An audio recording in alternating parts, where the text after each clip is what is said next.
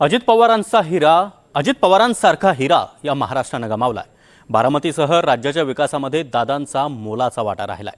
अशा अजितदादांचं स्मारक व्हावं अशी बारामतीकरांसह राष्ट्रवादीच्या तमाम कार्यकर्त्यांची इच्छा आहे।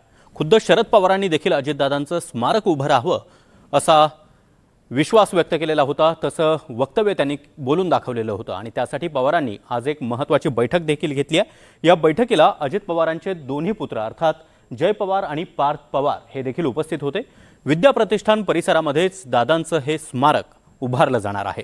कसं असणार आहे हे स्मारक आणि त्यासाठी पवार कुटुंबाची महत्त्वाची बैठक नेमकी कशी पार पडली आहे पाहूयात।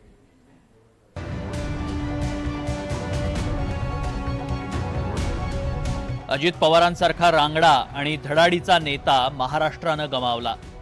राष्ट्रवादीचे नेते आणि कार्यकर्त्यांनी त्यांचा हक्काचा दादा माणूस गमावला। बारामतीकरांनी आपला पालनकर्ता आणि उद्धारकर्ता गमावला।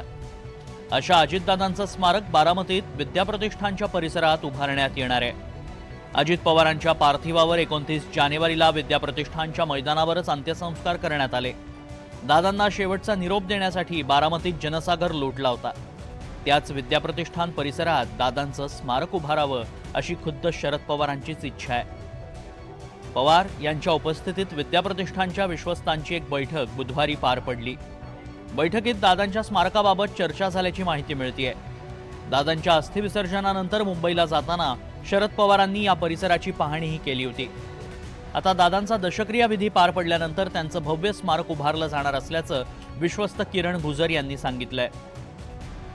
आपल्याला माहिती आहे की अस्थि विसर्जनानंतर आता दशक्रिया विधीचा साधारणपणे वेळ येणार आहे आणि मग त्याच्या तदनंतर आपल्याला अजितदादांचं उच्च स्मारक या परिसरामध्ये करायचं आहे।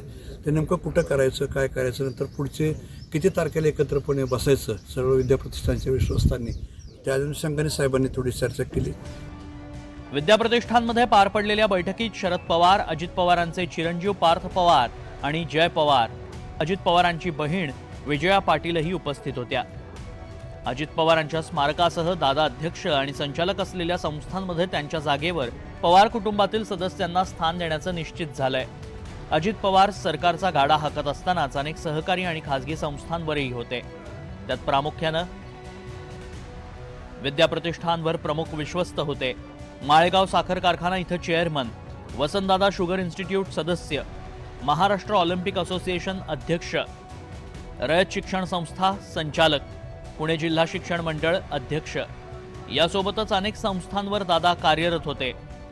अजित पवार हे अजातशत्रू नेतृत्व, सर्वच पक्षात दादांचे चाहते होते।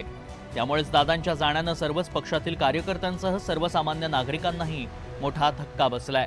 अशा लोकनेत्याचं स्मारकही तितकंच भव्य दिव्य असावं अशी कार्यकर्त्यांची भावना आहे। देवा राखुंडे, NDTV मराठी, बारामती।